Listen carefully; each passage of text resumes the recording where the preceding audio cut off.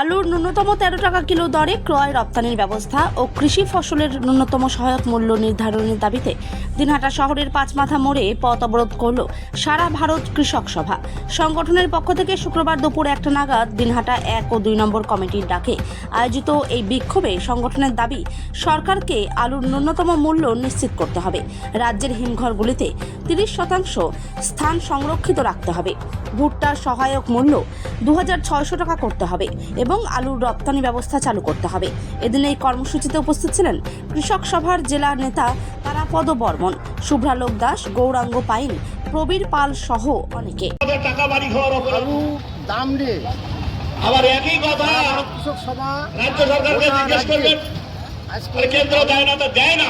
যে বাজার- তোমরা এত দিল্লি যাওয়া আসা করেন, এত সুপ্রিম কোর্ট তোমার ঘরে ভাটা, বলছে, তা কেন্দ্রীয় সরকারের বিরুদ্ধে সুপ্রিম কোর্টে একটা নালিশ করলেন না কেন? তার সীমিত যে সামান্য যুক্তরাষ্ট্রীয় কাঠামোর মধ্যে পর্যাপ্ত আলু রাজ্যের থেকে রাজস্ব যেমন সংগ্রহ করে দিল্লি নিয়ে যায়, 1 লক্ষ তেমনি দিল্লিরও কর্তব্য হচ্ছে রাজ্যে এবং কেন্দ্রীয় সরকারের যে সমস্ত প্রকল্প আছে তার বাস্তবায়নের ক্ষেত্রে প্রয়োজনীয় অর্থ তারা সরবরাহ করবে। পশ্চিমবঙ্গের বাইরে কোথাও যেতে দিচ্ছে তাই না। সেই প্রয়োজনীয় অর্থ সরবরাহ করছে না। কৃষকের ঘরে এখানে আলু 100 উঠতেছে, দিনের কাজে আলু লেবাররা কাজ পাচ্ছে না। সমস্ত মানুষ যারা কাজ করে পয়সা পায়, পয়সা পাচ্ছে চায়, তারা ঘুরছে, এই অবস্থায় তারা কপাল দোলাচ্ছে, কৃষক সভা তারা আজকে কাজের অনুসন্ধানে তারা বিদেশ হয়ে যাচ্ছে, বিপদে পড়ছে। গভর্নমেন্টকে তাহলে কেন? 13 টাকা দরে আলু কিনতে কেন হবে। আপনারা 13 টাকা দরে আলু সুপ্রিম কোর্টে বলছেন না যে হক টাকা আমাদের দিচ্ছেন? পয়সা লাভ পাবে। তা সরে সরে Otherwise, বাঁচতে তো ভাই, 13 টাকার এরাও সুপ্রিম কোর্টে নালিশ করে না, বিচার চায় না, আর তোমরাও আসিয়া এখানকার দুর্নীতিবাজদের বিরুদ্ধে কোনো মামলা করে না। কৃষি কাজ করে কোনো লাভ হবে না।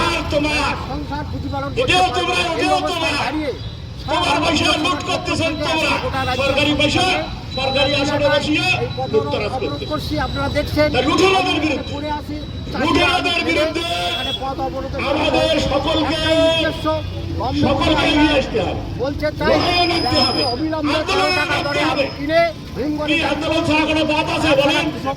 কোনো বাদ আছে? দ্বিতীয়ত ভুট্টা চাষ আন্দোলনের নামা ছাড়া আমাদের সাথে বিকল্প কোনো বাদ আমরা আছে? বলছি যে আমরা কি অনাহারে মরবার জন্য কুইন্টাল দরে বা কর্মসংস্থানহীন অবস্থায় মরবার জন্য পৃথিবীতে জন্মগ্রহণ করছি? পাবে। বাঁচার অধিকার আমাদের নাই।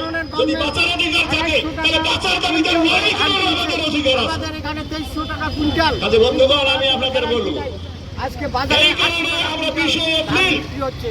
20 এপ্রিল কলকাতার ব্রিগেড গ্রাউন্ডে, প্রত্যেকটা আবাদ ব্রিগেডের মাঠে ওয়াজ ভুগতেছে। আমরা এক মাহতি সভার ডাক দিই। যত খেটে যাওয়া মানুষ আছে, তারা পরিযায়ী দিন মানে দিন খায়, হাতে করে মুখে খায়, তারা চাষাবাদ সে করে কৃষক হতে পারে, সে ক্ষেতমজুর হতে পারে, সে মুঠিয়া মজদুর হতে পারে, সে আমরা রাজ্য বস্তির সরকার লোক হতে পারে, সরকারের কাছে নিম্নবর্গের মানুষ হতে পারে, অবিলম্বে প্রত্যেকটা রাজমিস্ত্রি, ফসলে তার যোগালি, কাঠমিস্ত্রি, তার যোগালি, এমন বহু হাজিরা খাটা মানুষ আছে।